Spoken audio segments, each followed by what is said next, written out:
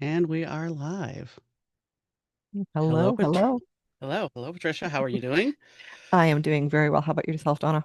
I'm doing okay. I am doing okay. It's been a busy day. Had some interviews for the podcast, and finished my book. So it's in kind of an editing process right now. So it's been a little bit of a busy time. And yourself? Very busy day. I got in some writing. I got in a little bit of editing, and I still have a ton of editing to do.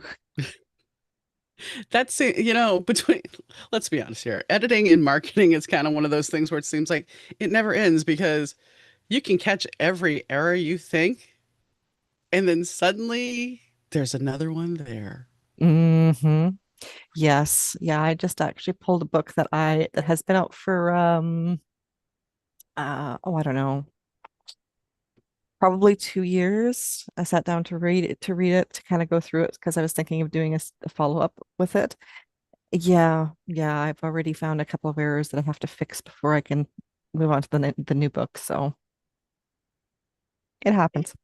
It's kind of like housekeeping, you know, kind of like housekeeping. You get all the way to the end and then you have to start all the way at the beginning. And for the people that had signed up for the ARC, that will be going out tomorrow with a review sheet. So, when I send out an ARC and when Patricia sends out an ARC, we put a review sheet in there because we want your feedback. Yes, reviews are great and fantastic, but this kind of gives us answers to questions that we have that may not fit in a review.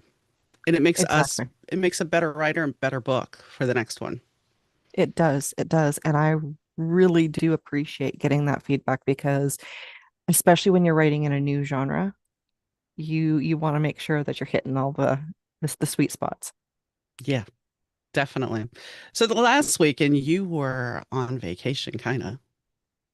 Yes, we took a 1 day trip. We took a road trip. We went down to Weyburn and did the loop through Weyburn and Estevan and up through Regina and Saskatchewan and back home. Um, Fantastic trip. It was absolutely stunning. The weather was perfect. It was nice. It was about 19 above, that's Celsius. Um, and sunshine. There was no rain. It was a little windy, but it's Saskatchewan, and Saskatchewan is the land that of the wind that never stops. So you really just kind of roll with it. But it was good because we got out of the house for about 12 hours. Got to see some sights, got to see some of the largest mining equipment, and we went through oil country where you've got oil derricks all over the place. And it was really interesting because you have oil derricks and you have fields that are being planted and they just go for miles and miles and miles. Like you don't see trees. It's just and you see these massive tractors that are just absolutely like would a semi has to drive, carry them. And they look tiny. They look like little Tonka toys in these fields. So it was good though. It was really good. Yeah, Texas, when I lived in Texas, there was a lot of oil fields out there, so there was a lot of rigs out there to see. But I'm glad you got out because sometimes we just need to be able to go away from our normal habitat to reconnect. We do Hmm. have somebody watching, so hi, thanks for tuning Hi. in. Um, but let's see, besides your trip, what else do you have going on? Oh yeah, you have a book that we're sending the arcs out. So talk a Hmm. little bit about tell us a little bit more about His to Ruin. So His to Ruin is the second book in Sin City Sovereigns. I say that 3 times really fast. Yes. Um, it is a mafia romance. It's dark romance. It is an enemies to lovers. He is a mafia kingpin, and she is a district attorney. She's a prosecutor, and she doesn't realize that she has an enemy that he is aware of, and he winds up. Well, he pretty much basically coerces her into a situation where she is under his control because under the guise of protecting her. Um, and it's a very fun book. It's fast paced. There's a lot going on in it. She's got to come to terms with the fact that she's falling for the kind of guy that she normally puts away, right? So she's got to come into her own on that a little bit. she's a very strong female lead. I tend to write a lot of strong female leads. But yeah, it's gonna be, and it's coming out soon. Like it's up for pre-order right now, but it's launches June 4th. Awesome. Yes. Yeah. Awesome. And according to this was, for anybody that's an author that's watching this, Amazon has decided to start slapping labels on our books, whether you've requested it or not. And so, as we were discussing this before the show, you've never considered your characters billionaires, just very wealthy men, but I guess according to Amazon, they are Yeah, billionaires. according to Amazon, they are billionaires. They're not quite billionaires. They're very, very wealthy. But it's more of a criminal wealthy rather than the typical what I would call billionaires. But Amazon, that's the label that Amazon has decided to play with them. So it's a little bit weird, but unfortunately, we just kind of have to roll with it, I think. Well, it's a prime example would be Come Out of the Shadows Dark. Come Out of the Shadows Dark is a rock star romance with a cult involved with some shady stuff going on. Hmm. How they came up with crime and what was the other one? Power dynamics? And no hint of anything about a rock star romance because really the center of the story, besides the stalker stalking Grace, is Dylan and Grace's romance, the bodyguard and the singer. But hey, no, we'll say it's crime. And I'm sure it has something to do with the AI. I'm sure. I'm almost 100% positive that it does because it's like their bots are going through and just randomly picking out things that aren't even in their keywords, that aren't in the blurb, they're not in the description, they're not anywhere. And then all of a sudden they're just pulling them, or they're moving them in categories. That's the other thing I noticed with one of my books very recently. It was moved from Scottish romance to medieval, but it's a Well, Scottish Highland. I live, So it maybe it got confused with the TV show Highlander or the movie. maybe. You know, I mean, there's a rock star romance author that I know, and she was complaining that they did a synopsis, and it's supposed to be a fake dating situation, and they listed the love interest as a person that was in basically in their employment. Yeah, it's got to And be AI. granted, the fake girlfriend technically could be in the employment but that's not giving the reader what they want. No. And I think that they often overlook that is why we put the categories, the keywords, the descriptions that we do is because we want the right reader to connect with the right book, Hmm. right? Um, like if I pick up a book that's crime and power dynamics, I'm reading a rock star romance, I'm going to be a little upset. Hmm. Yeah, because that's not going to make any sense because that's not what I picked up. Mm-hmm. But and in continuing on with the weird world we're living in, Instagram, I don't have 30,000 followers, but I saw somebody was complaining that suddenly their 30,000 followers had dropped down by 10,000 because the algorithm has switched and Instagram basically is saying we're doing things differently now. So all the content creators that have been hoofing it to make those numbers are suddenly finding themselves shortchanged. Yeah, that tracks. Um, Unfortunately, it Hmm. does. Um, and it's so wrong, so wrong because we work our butts off to get our subscribers and our followers. No, that's what they always said to keep a newsletter. But as you mentioned earlier, before we got on air, there is some good news about Mhm. social media and what's happening. I'll let you talk about that. So, where to start here? Ah, my mind is just drawing a complete blank. For some reason. Facebook is getting their little, or excuse me, Meta is getting their hand Oh slapped. yes, Meta. Yes, Meta is definitely getting their hand slapped because of all of the AI. So Meta is going through a lawsuit right now. Actually, I think there may be two because apparently also Chicken Soup for the Soul, those books from back in the Hmm. day, they're coming after them too. Well, and the thing is what and it kind of feeds into what we were talking about on the last show where we were talking about the witch hunt for AI with authors, and that is what they don't realize is that AI was trained on authors' works, whether it was authorized or not. It was Right. still trained on authors' works. So, saying you're using AI or what have you, um, but to do it without asking or reimbursing for the use of, that's really speaks to someone that has absolutely no respect.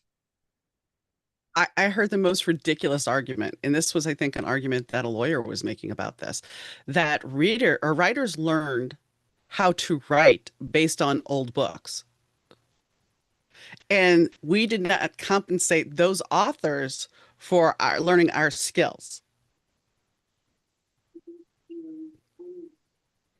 That is like the most ridiculous argument because whether you bought the book new or you got it from the library, there was compensation involved. So that argument is really kind of moot. But that is a lawyer's argument.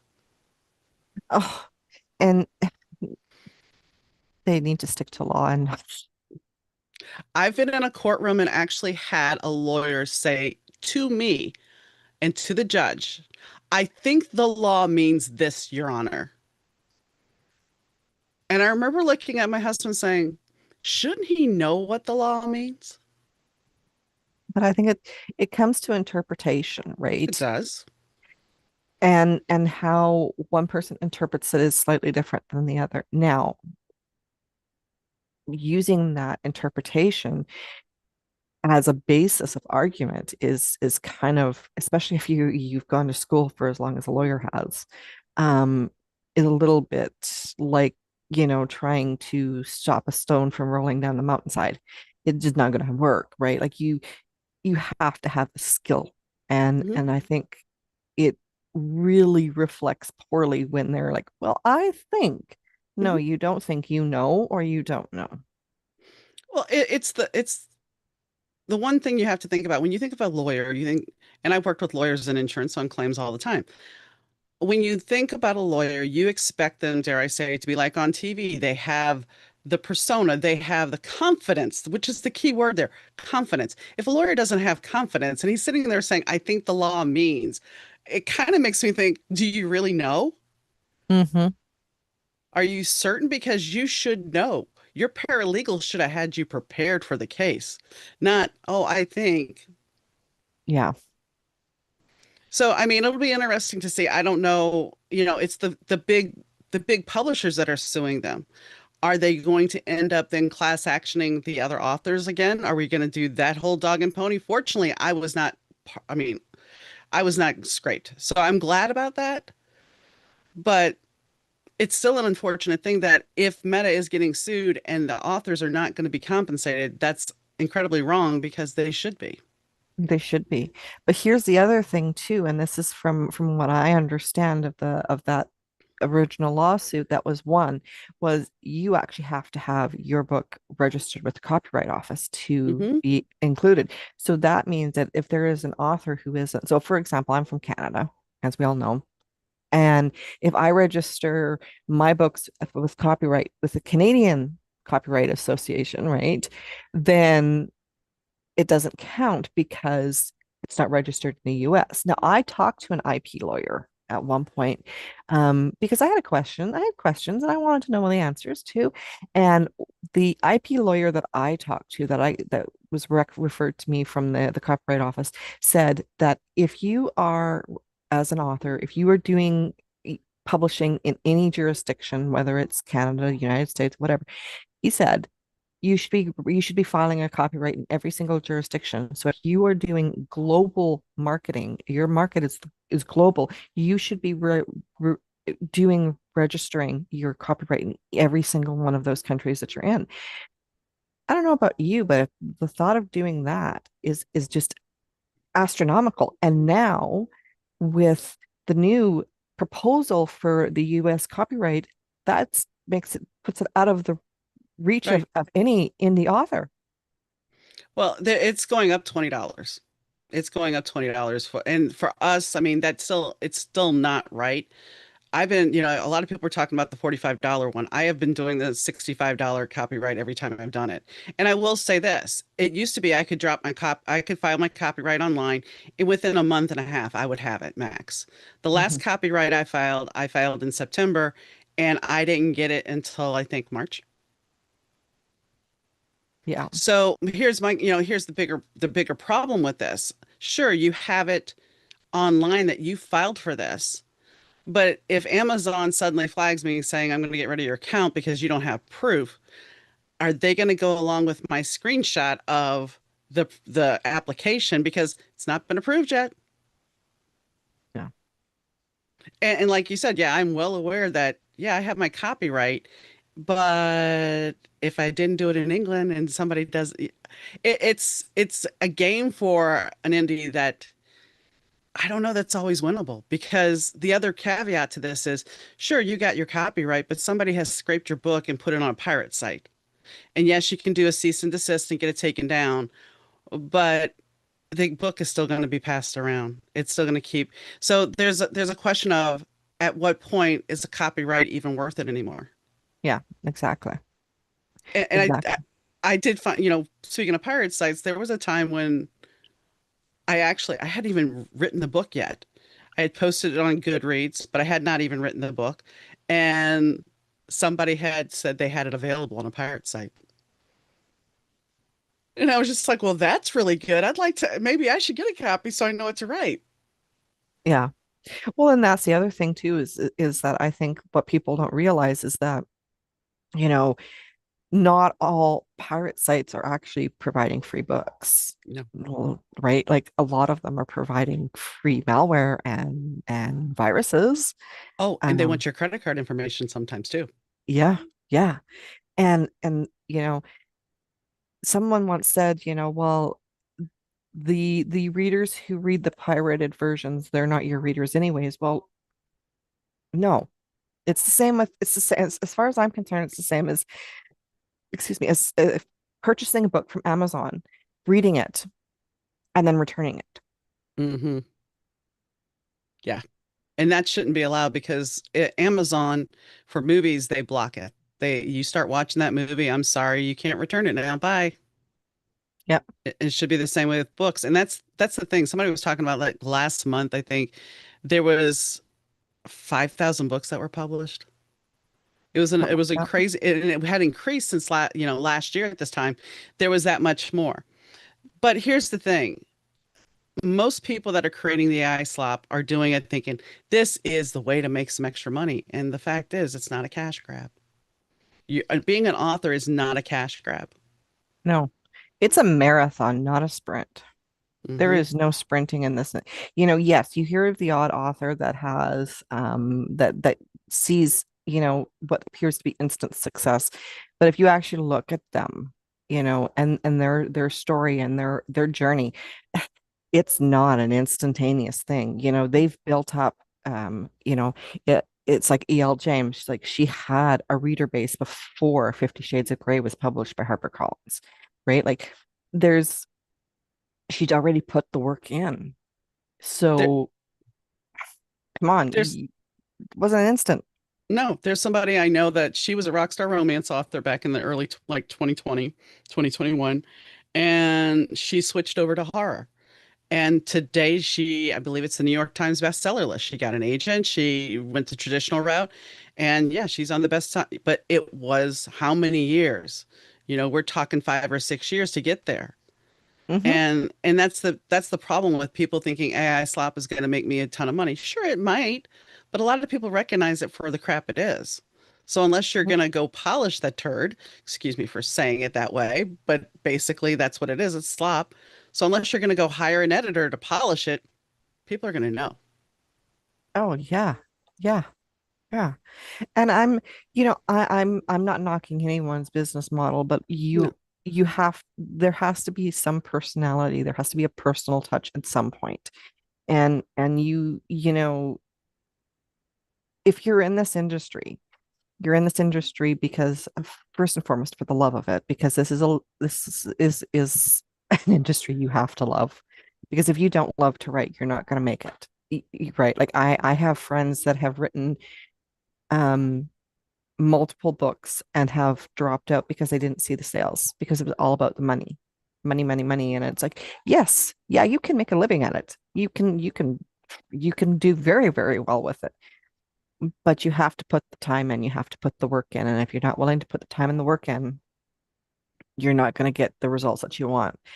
And it comes back to that it's a business, but you have to love the business to do it. Hmm. And that's the thing. It has to be a passion. I was talking to somebody today, and he's a writer, and he's a recovered addict as well, and he's a musician. But he was talking about how when he focuses on a project, because he still does music and he also is working on putting together a film, he talks about the fact that it becomes an obsession. He has to focus on this one thing. And so when he was writing his first novel back in 2019, I think, he was so obsessed with it that his daughter called an intervention basically for his friends, saying that he was messed up because he was so obsessed with this. And he was staying at the office all the time. But my point for telling the story is it's got to be passionate for you. But you also have to realize that it's going to end up costing you more initially. It may be always, you may never break even. But as Oh, long as you're happy with what you're doing, that's what's important, because it can become addictive because those characters will live with you. They will oh, they do. interrupt your life in so many different ways. They do. Because and that's that's the thing is that I've had this conversation many, many, many times. I could almost have it in on both sides is, those characters, they start talking to you, they don't shut up. Mm-mm. Yes, they're works of fiction. They live in your brain. But here's the thing is when you put as much time into creating them as an author does, they are living, breathing creatures. They're characters, they're people, they're individuals. They're not cookie cutter. "Oh, well, this is a character A, and this is character B, and this is character." No, they have names, they have hobbies, they have likes, dislikes. And in a lot of ways it can take over your life. And that's why you need to have a break. Sometimes you need to disconnect. You need to turn off the computer. You need to put the books aside, and get out and go and do something that gets you away from it all, because you can burn out. And Oh then yeah. where are you at? Right? Yeah. Yeah. I mean, and that's the thing. Nobody really considers burnout. They just think it's a creative thing. You're not going to burn out. And I mean, before I finished Goldie a couple of weeks ago, I was ready to just toss it in with all the other AI stuff. I was ready to just say, I'm done with writing. I'm just done with writing. I'll just do PA stuff and do the podcast and that's it. And, I've noticed for me personally, because like the podcast at the end of last year, I was like, do I want to keep doing this? And what's interesting for me is as soon as I said that, because I work with public relations agents, they Hmm. started providing me with guests. They started emailing me, "Hey, are you booking for next season?" And I mean, right now I have episodes taped all the way through beginning of August. And it's like I didn't go out searching for it. And I think that's some of the things I talked to the two people I talked to today. I was talking about the fact that when we relax, things flow, things come to Hmm. us. It makes it easier. And I think that in itself is one of the harder parts about being an author because when you're getting closer to that release date, even when you're writing, but when you're getting closer to that release date, your fear starts churning. You start getting anxious because are they going to like it or am I in the big word imposter, is the imposter syndrome there? And now we have two people watching, so hi, if you have any questions Hi. drop them in the chat. But the imposter syndrome becomes real. Hmm. Oh, it does. It really does. And it can be paralyzing. Hmm. Um, I I was in I was in a really not in a good headspace last year, and earlier this year, and I was considering quitting. And the thing is that when you've been doing it as long as I've been doing it, it's part of you. It's in your blood, it's in your DNA. You can't stop. Right. So I might I might put it aside for a week or two, but by the end of that second week, I'm itching to get back into it because it's part of me. And I think we get so used to that and we rely on it so much as part of our identity that we overlook the stuff that's going on away from it. And that's why that disconnect is so super important as well, because you need to recharge those creative batteries, because if you're running on empty, you're not going to get very far. Well, that goes back to that addiction thing then. It's like you're kind of addicted to climbing into the world. And I'm very open about the fact that when I was at my worst through the chemo treatment, the only thing, I mean, there were times, and I've talked about this openly, chemo makes you so bad, especially the kind I had because I had endometrial cancer, that getting up from the couch to go to the bathroom, good luck if you're going to make it. If you know what I mean, folks. And the fact is, that's how bad I was. It was like I could make me something to eat, and I didn't want to sit on the couch and just watch TV. And I'm not the type to sleep during the day. I mean, if I force myself, sure, I can doze, but the only thing that kept my sanity going was coming in here and writing. That was it. Had one little light on, had all the other lights off, and I just wrote. And the funny thing is, because I wrote Come Out of the Shadows during that time and two other books that haven't come out yet. But during that time, besides being very prolific, my friends, when I gave them my betas the Come Out of the Shadows book, they're both like, wow, you've matured so much as a writer. And I'm just thinking, must be chemo brain. But it was one of those things where it's like, that was my only saving grace during that time. Yeah. So, it's the one thing, it allows you to escape, it allows you to be somebody else. But in all honesty, I think all of our characters have a little bit of us in them, whether we admit it or not. Oh, yeah. Either parts of us or the parts of us that we wish that we were. Yeah. And of course, the people that have done you wrong. Oh, yeah, yeah. Those are always the villains that get tortured. That's the comment. It's like, don't piss me off. I'm a writer. Hmm. It's So, true. It's so true. while I may not roast you in real life, fictional world, all bets are off. Yeah, very much so. So one thing we talked about that we wanted to cover today was talking about research. And that's going to also talk about the AI thing. Sure, you can go on ChatGPT, and if it's not hallucinating, you can get some research done. You can look on the internet and do some research. But the fact of the matter is, when you're writing historical, not Hmm. everything is actually true that you may find on the internet. Mm-mm. No. When you're writing historicals, the library is your best friend. Because and I've done this. I've requested books through the library, and sometimes it takes forever to get them, but I like to cross-reference everything that I learn. So if I'm learning about clothing during a certain period of time, I'm looking up, well, which books is it in? And then I'm going, okay, well, it's in this book and this book. Let's see if they match. If it's the same information, maybe it's said differently, but it's the same information. Okay, then I can use it. I like a lot of accuracy in historicals. Now, as readers, and I'm guilty of this as well, as a reader, my brain has been trained that there are certain things that it doesn't matter. It's automatic. Like, for example, Scottish Highlanders. I don't write them with the kilts, and that I write them with the lens and the bruts and the Celtic dress and the Gaelic dress that they had prior to the what we know as the tartans. And so, because the oldest known tartan is from the 15th century and it was found in a bog. So, having a 13th or 13th century character dressed in 15th century clothing, while it may be what the reader recognizes, it's not accurate.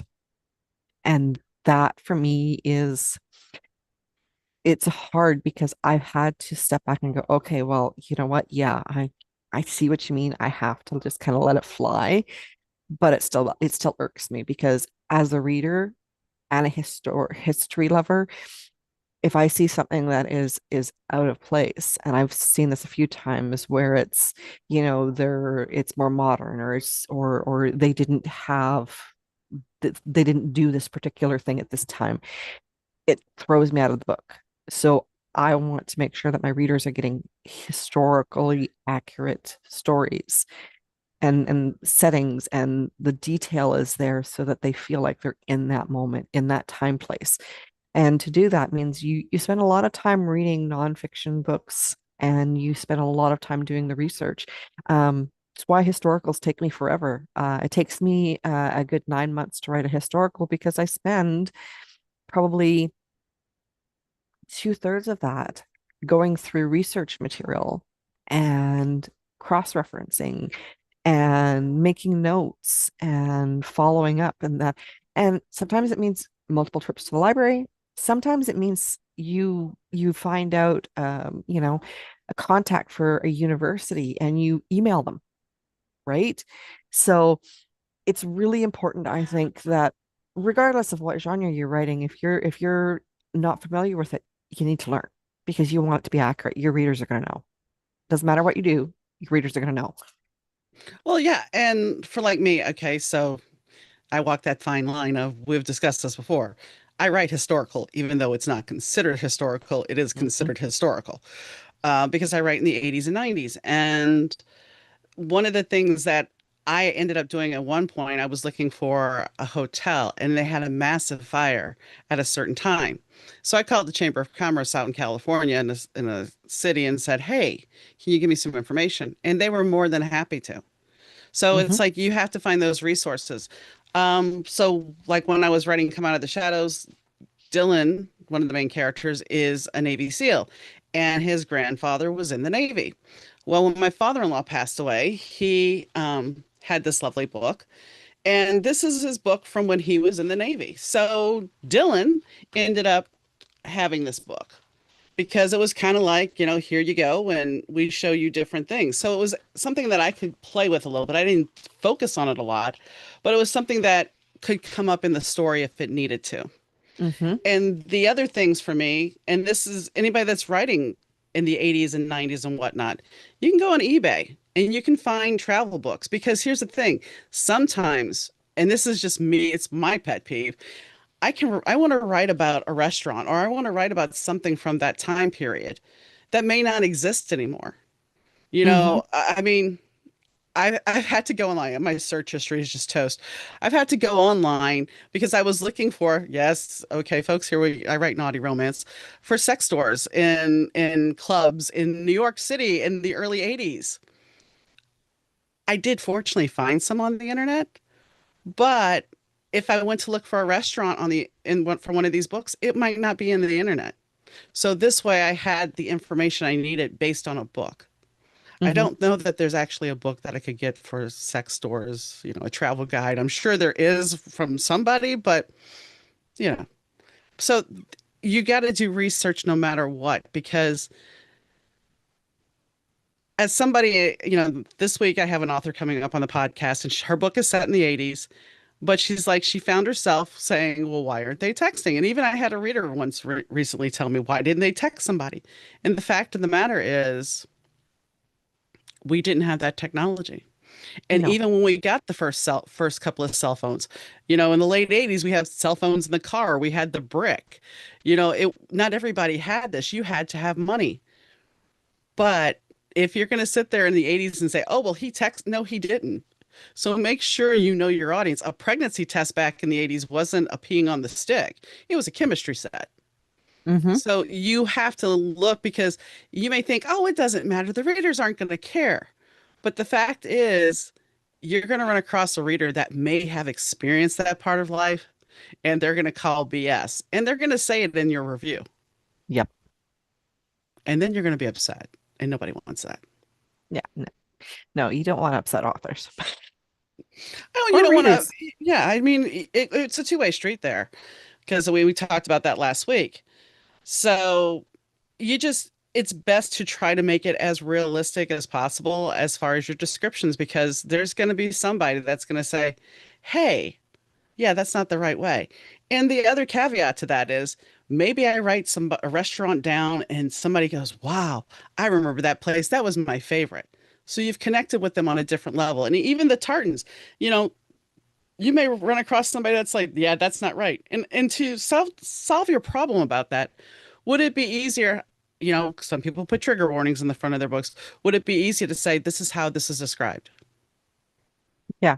And that's what I do is and I also don't use American, especially with my historicals, I don't use American English. Okay, I fair enough. use I use British English or Old English or Gaelic accented English. And I put in there in the acknowledgments that, in the front of the book, that this book is written with British English or whatever, so that readers know, hey, look, and I've been called out by readers and they said, no, this isn't accurate. And I've had to say, no, I've done my research and and I keep track of what books I use and what websites I go to. And if I've emailed a university, I keep track of all of that so that if it comes down to it, I can say, no, this is what I've done. This is where I've got my information.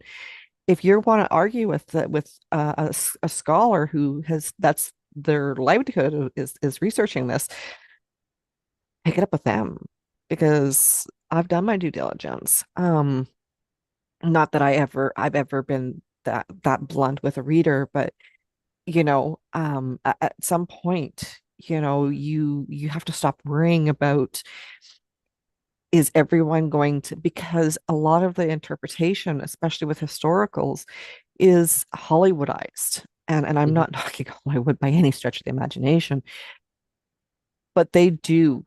Braveheart, for example, is one of the most authentic historical movies out there. They didn't wear war paint. They didn't have the kilts.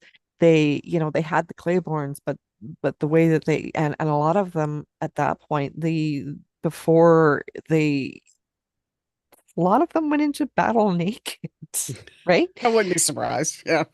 Um, so there's a lot of things that you really have to be aware of.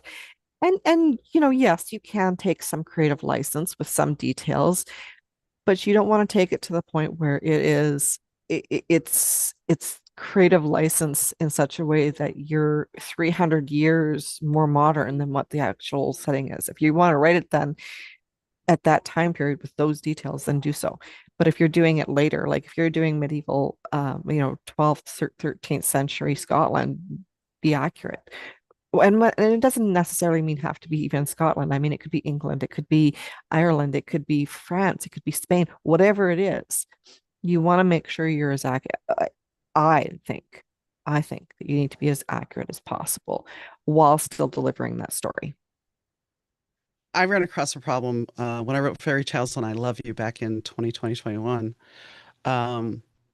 Because there is a situation where there's an older man and there's a girl that's 17 years old getting ready to be 18. And my gut, because yes, I grew up in the 80s, and yes, I had girls in my high school that were lusting after the football coach, you know, and dating college guys. And I wrestled with this because I knew if I did this, if I had this relationship, I ended up opting not to put that relationship fully in the book. It's toyed with, but not fully. Um, that I would get roasted for it. But Hmm. the fact of the matter is now Steven Tyler from Aerosmith is facing a lawsuit. And he's denying it, even though he said in his own book that she was his quote unquote wife. She was 14 years old, and basically her parent signed guardianship papers to him. And they were together 3 years before she got pregnant, and he basically dumped her. Yeah. So this is, I'm sure for historical, it's the same thing because unfortunately, there's a long history in this world, not just the US, in this world of child brides. Well, if you look at a lot of nobility in Europe at the time, and not just Europe, but in Russia and Eurasia and such, a lot of the time their marriages were done between, where the bride was 4 or 5, the groom was 6, Hmm. you know. and it was marriage by proxy. So it was two servants that are married in their stead. And then now you have, and then they grow up with this understanding that you're the wife of this person or you're the husband of this person. Um, and so, or they were married when they were 12 or 13. Now Hmm. that isn't necessary. That's you see it a little bit more in the nobility because they had more money. But when you were looking at peasants, they were a little bit older because they had to come up with their bride price, their dowry, that sort of thing. So it took a little bit longer when they didn't have the money. Um, but it wasn't uncommon. They married very young. They very, and it didn't necessarily mean that the groom was young. The bride might have, or and here's the other thing too is sometimes the bride was older than the groom. Sometimes the bride was 10 years older than the groom because that was just the way that the union, the alliance, because marriages weren't based on love. They were built based on how can I create an alliance? Where is it going to give me the most power? How Hmm. is it going to benefit me the most financially? They were business transactions. And when you take and you put people into a situation where it's a business transaction, age doesn't really play into it No, it as much. doesn't. And I mean, when I look at um, what I found out when my grandparents or my grandmother was older, I'm just telling people to drop their questions here. When I found out, when I asked her, I sat down with both my grandmothers. I said, I said, so tell me how you met grandpa. And my mom's mom, this isn't a heartwarming story. I mean, my grandmother unfortunately lost, both my grandmothers lost their mothers at a young age for different reasons. And so my grandmother was one of, think of seven kids, counting half siblings and everything. Hmm. And she was 15 when she met my grandfather. And he was 8 years her senior. Yeah. Actually, I think might have been earlier. It might have been 13 years more, 13 years. Either way, way too, you know, too young to be even entertaining this. And they got married within, I think, 2 months Hmm. because that was the way it was back then. Was Yep. it a healthy relationship? No. And people think, well, that was a long time ago. Not really. We're talking maybe 80 years, 90 Yeah. years. It's not that long ago now. And unfortunately, that is still a big trope in the romance. And, there's the people that say ick, but then there's a lot of people that, and I'm not icking anybody's yum, there's a lot of people that are okay with that trope too. Hmm. But I find that being okay with the trope in or being okay with something in fiction is very much different than being okay with it in real life. Yes. Um, let's take dark romance, for Yeah. example, which is one of the most popular Hmm. genres out there. And Hmm. there's some pretty icky things that are in there. No, I'm not icking anybody's yum, to each their own. Um, but at the same time, you're not, if you're looking in real life, having a stalker is not a source of romance. It's terrifying.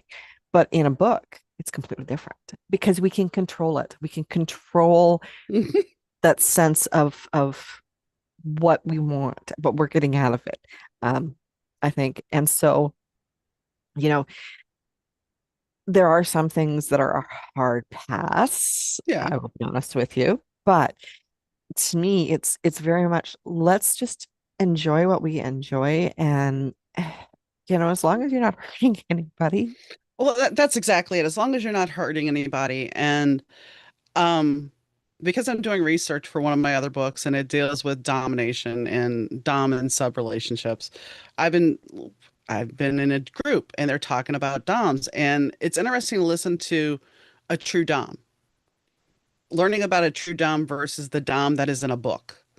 Hmm. And that's one of their biggest things is that most doms in books are controlling and abusive, Yeah. where there's actually a power dynamic that is not harsh in a true dom sub relationship. Hmm.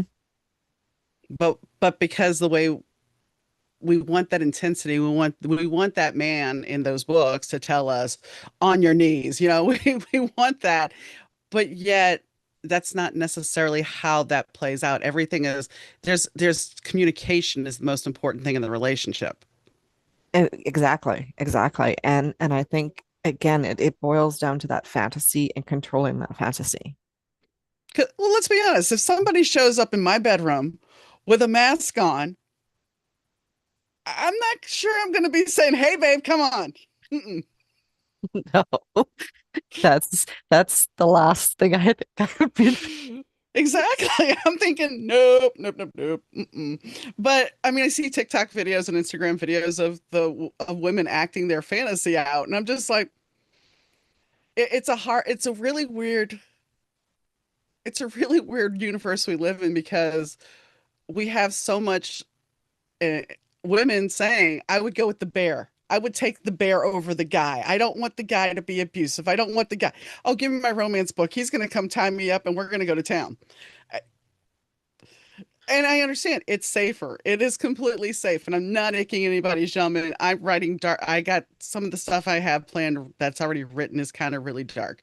Um, but it's just one of those weird dichotomies that we live in where you have us saying, no, we don't want this. But hey, bring it on. Yeah, my fantasy Yeah, world, we're going to town. yeah, exactly. And I think it's very it's very understandable in a way because it gives it's empowering when we can, we can live in that fantasy world. There's a sense of empowerment because we can, if it gets to be too much, we can close the book and walk away. True. And you can't do that in real life. No, no. And the thing that also is kind of, this is not really about books, but it kind of deals with what's going on in the world. There's a study now saying that there's a lot more divorce happening because men have bought into this whole manosphere thing. And I'm Hmm. not going to get too controversial here, but that they have to be the alpha male and they have to do this. And in the same time, we have women going, no, I'm being empowered, screw you. And so you have to wonder who is saying, okay, let's conquer and divide the sexes. I mean, we've always had some tension between the sexes, but now it's like, oh, well, you better be a trad wife. Okay, nobody can afford to really be a trad wife because you can't afford to pay for this. But it's a very interesting take because somebody's dividing us so we don't have the relationships. And I mean, so the older generations, we know about relationships and how to communicate. But if you're young and you don't know how to communicate and you're going to say that I don't have a job and I don't have this because of a woman and all men are bad because they're this, what are we doing? Yeah. And Yeah. what is literature going to look like in the next 5 years as this all plays out? Because are we going to even have romance books? That is a question that I don't have an answer for. I don't. I think we will, because Mhm. I think romance is always going to be that fairy tale is always going to be played out. I think though that the scope and the genres and the tropes I think are going to shift eventually. Oh, they always do. I mean, that's the other thing. If you're a writer and you're like, okay, I'm going to write romantasy and I'm going to go write a sports romance and I'm going to write a mafia romance. Okay, if you're doing it because that's what you really, really want to write in your heart, then do it. But if you're doing it because once again, it's a cash grab, uh, the wind's going to blow and everything's going to shift and some other book is going to be the next oversaturated thing. And Yeah, I'm not knocking anybody. It's just that's the way this industry works is it's this book is hot one time, next book is over here. yeah, it's cyclonic and everything. So you have to look at it as, you know, and I know that there are some authors who do rapid release. I've tried it. It's not for me. Um, but if you can write a book in a month, great. If you can write a book in 6 weeks. But that's the other thing too, is that some authors, when they launch their first book, they've got 5 books in their series already written. So they can do, they're already ahead of the cue ball, so to speak. But I think if you're chasing trends, then by the time you get it done and get it ready and it's out on the market, you're already on that downward slope. It's just going to be whether it's a fast slope or whether it's a sharp or a slow slope. You know what I mean? And everybody should be able to write what they want and read what they want without judgment. That's the way I look at it. I don't care Mhm. what you're reading as long as it doesn't hurt anybody. I don't care. Enjoy Exactly. it. Exactly. But that's the one thing. It's just if you're writing for market, understand the market is going to shift. Yeah. And so when the question is posed to me, are you going to get out of Rockstar Romance? No. Right now, I'm sure right now is not a great time for it, but everybody, well, here's the other here's the other dichotomy though. We're talking about eating the rich, are we not? That's all over the internet. Eat the rich, eat the rich. I have me a book about a billionaire boyfriend. Yeah. It's just amusing. That's all. So what were you going to say? Yeah. Well, I think it's just it is amusing.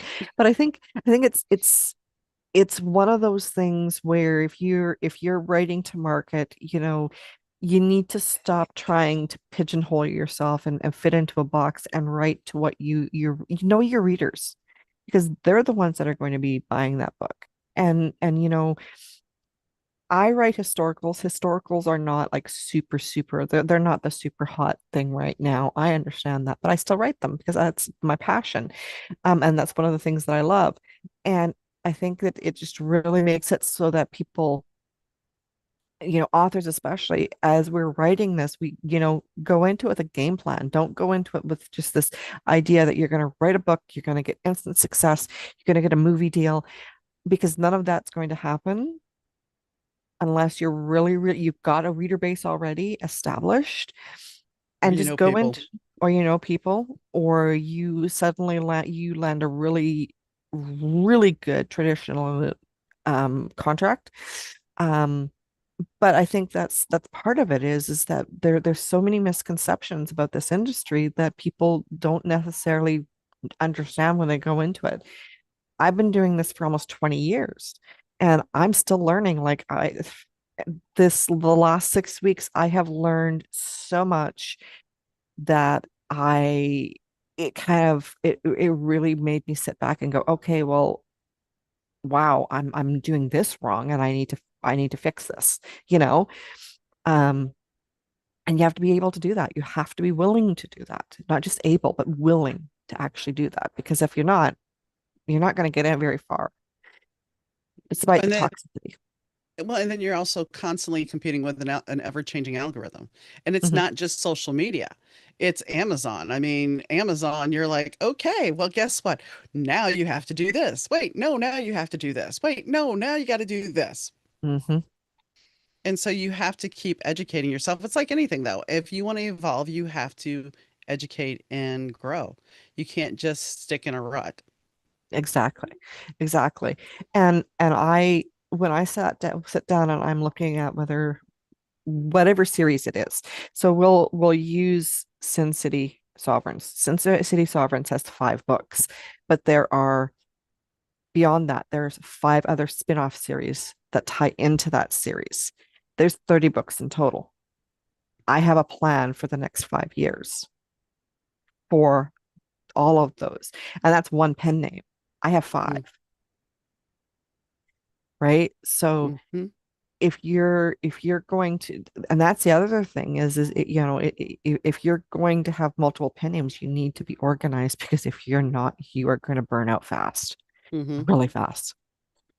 And that's the big thing about being a writer, period, because you have to organize those release dates. You have to organize all those things. And even myself, I've learned because I thought, okay, I hit a writing binge last year. I was doing great. I was writing January, I was writing February. I had Goldie almost done.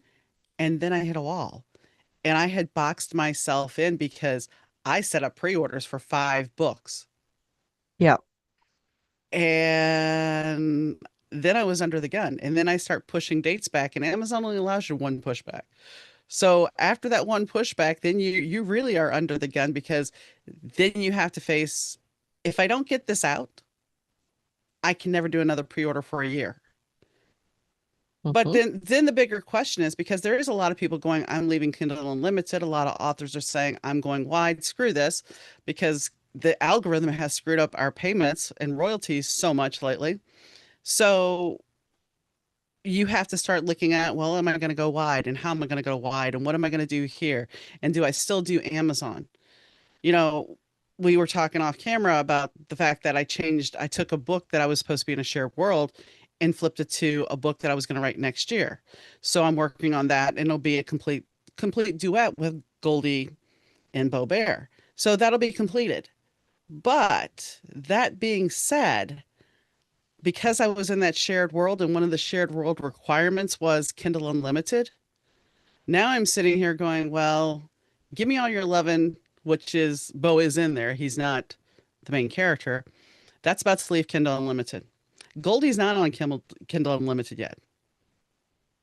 The only thing I can think is the day that that book is released and it goes into Kindle Unlimited, put the other two on Kindle Unlimited, everything's there. And then it's off. That's it.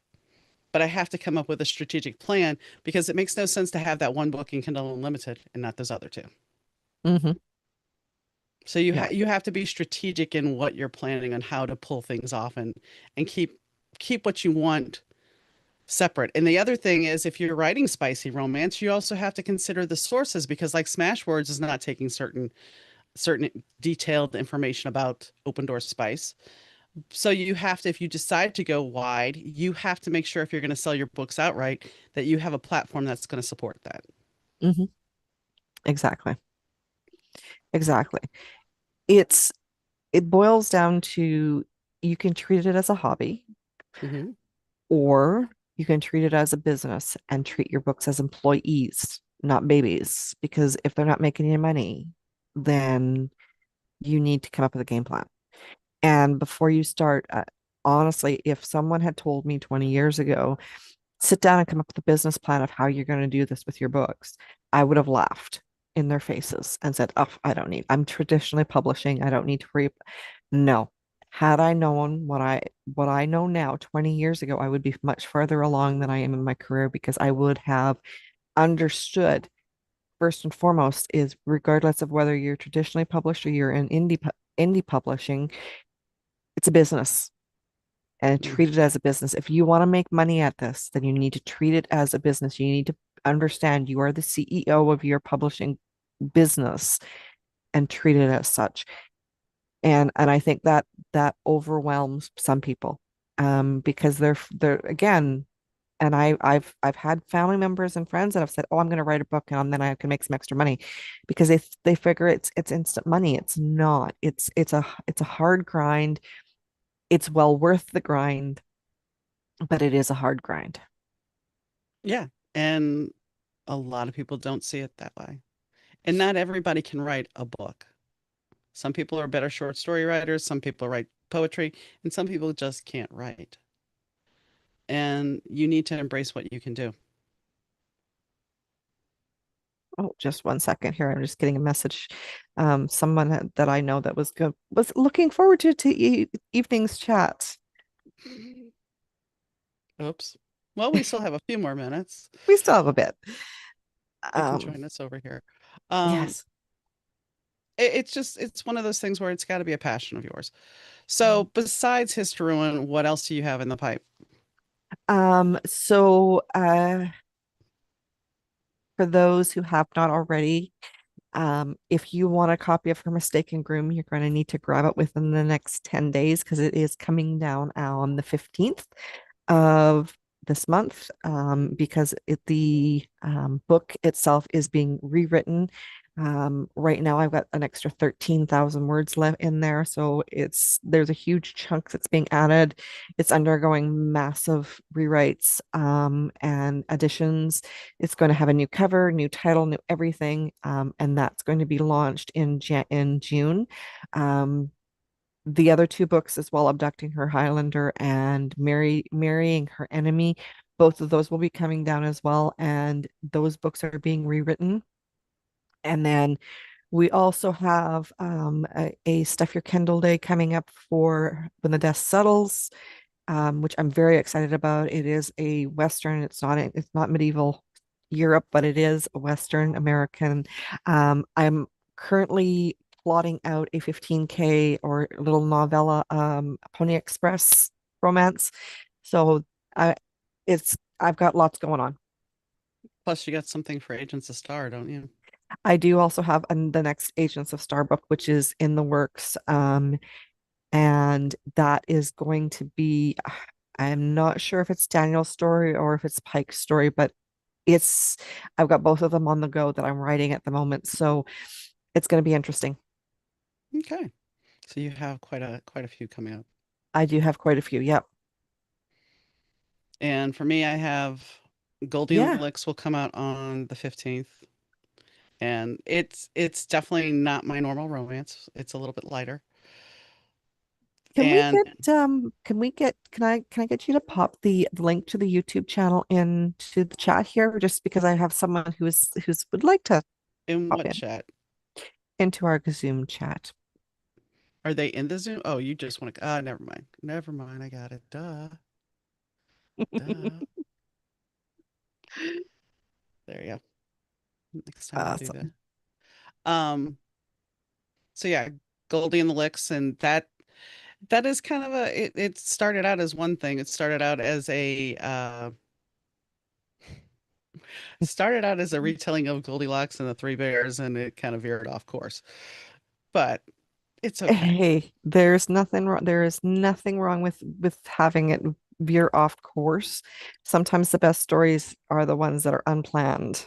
Well, and the fun thing I like about this is so Give Me All Your Lovin', which comes off the Kindle Unlimited on Sunday, is Bo's introduced in there, and Wendy and Scott are the main couple, and Wendy and Scott show up in this book too. So you get to see them. All Your Lovin' starts off in like 1989, Yeah. and this book is set in 1994. So we've progressed, but it starts off. The very first chapter starts off in 2024.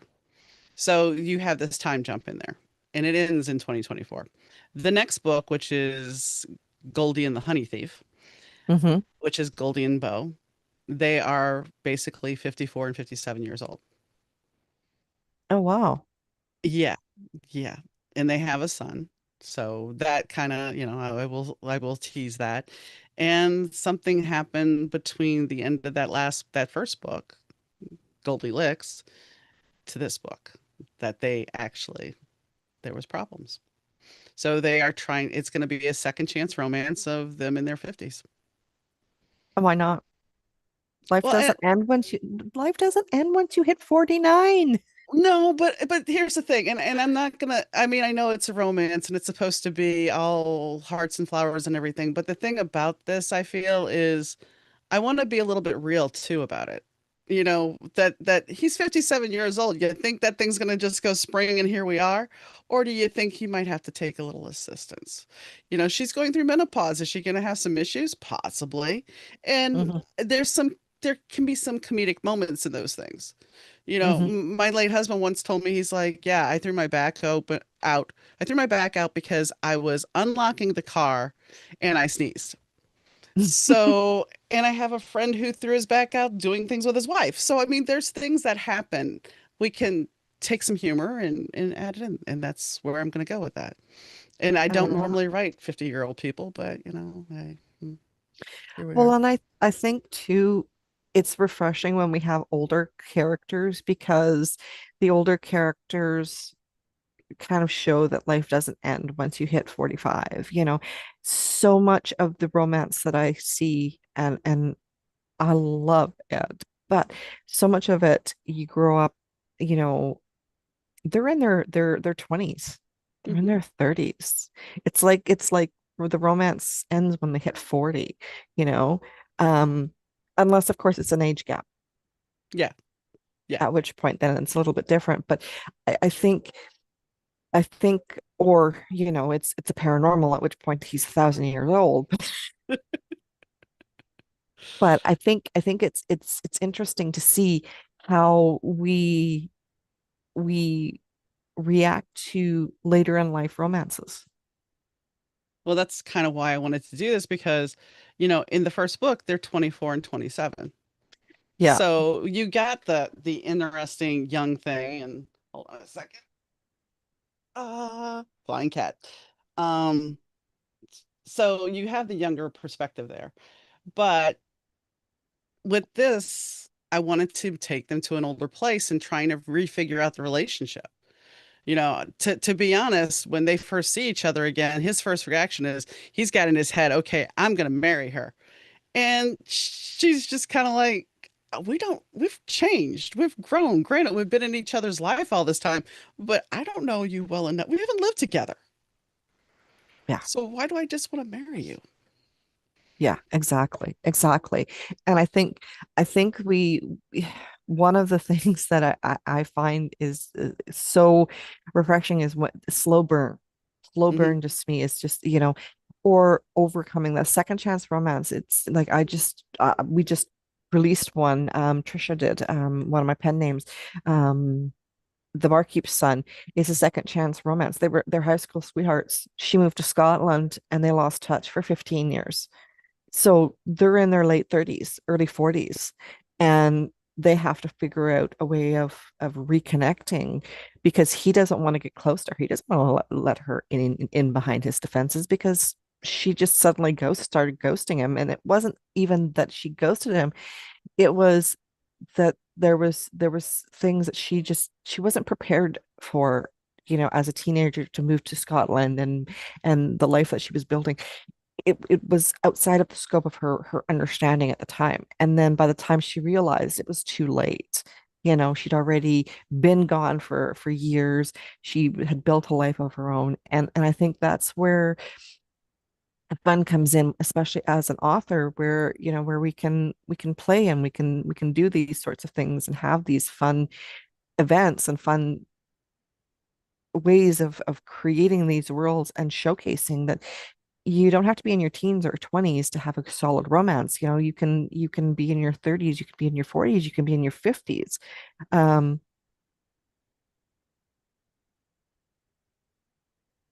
so Okay, Tammy, it's are you who? Tammy asked a question, but go ahead.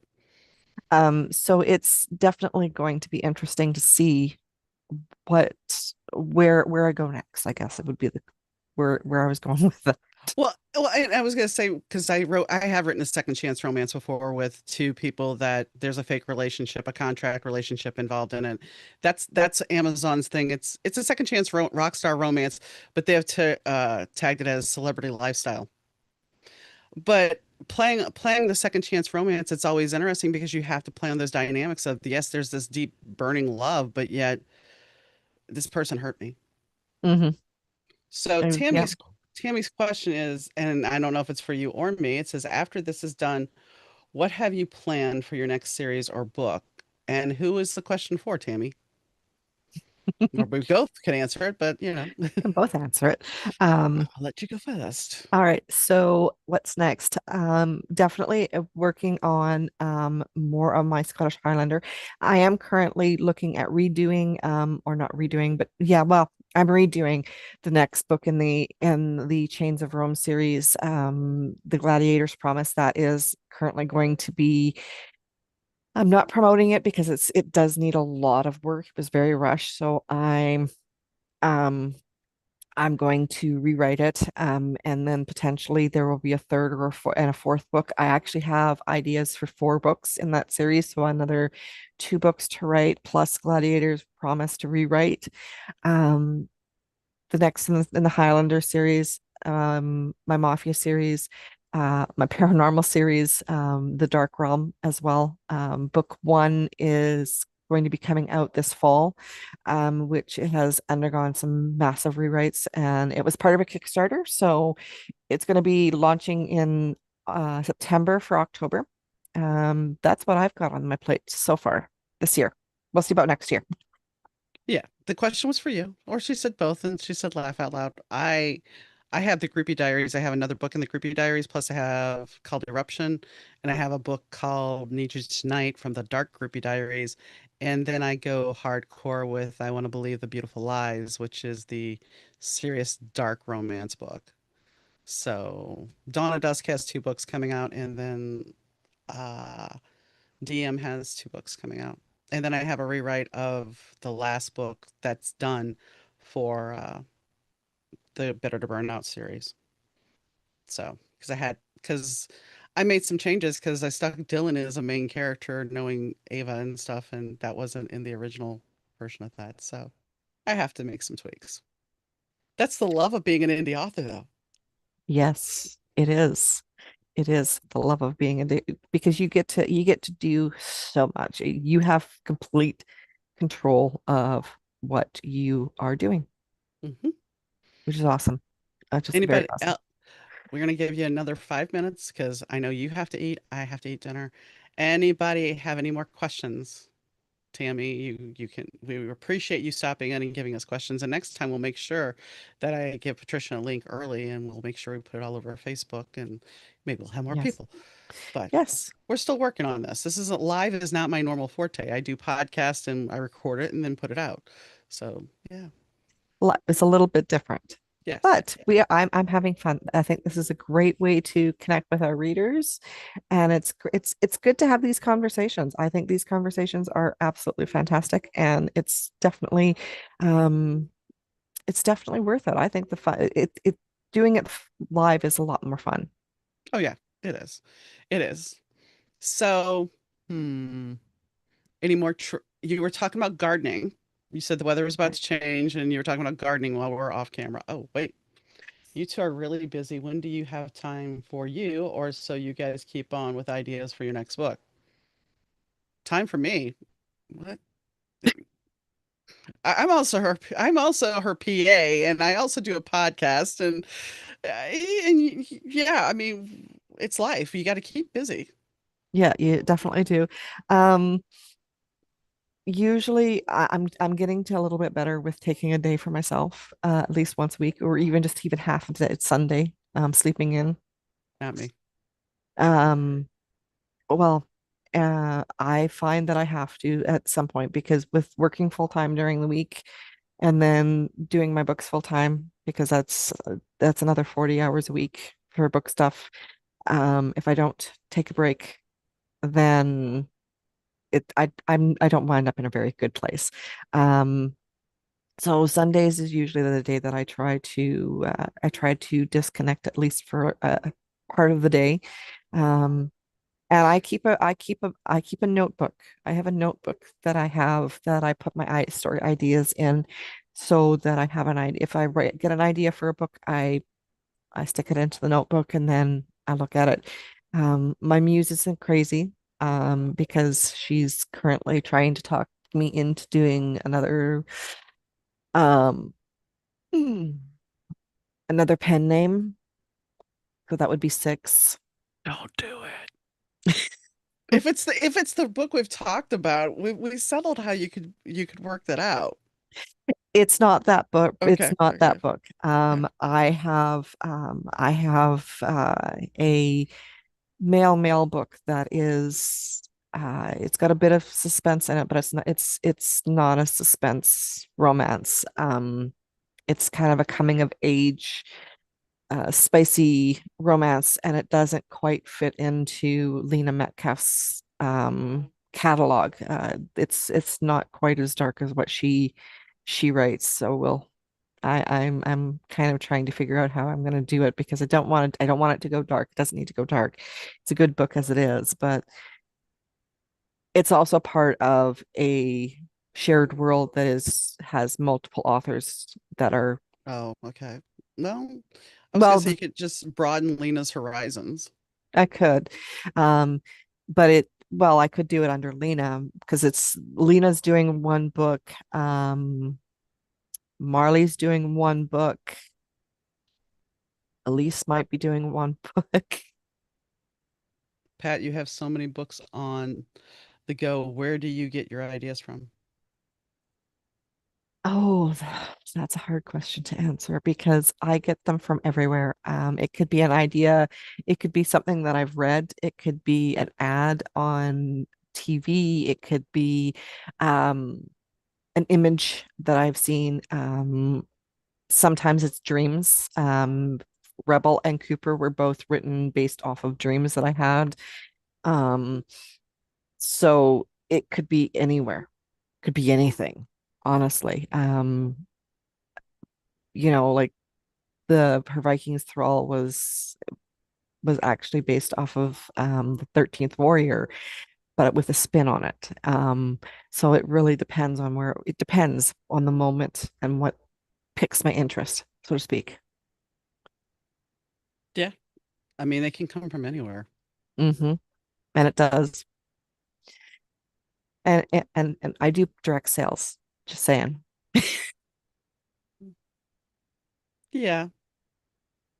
So you're always constantly, I mean, the thing is, when you're also experiencing a lot and connecting with different people, especially sales, you can pick up on personalities, you can pick up on traits, you can pick up on little ideas that may pop up because, somebody may come to you with a ridiculous story and it may suddenly find its way into your mind to be created in a book. Exactly. Exactly.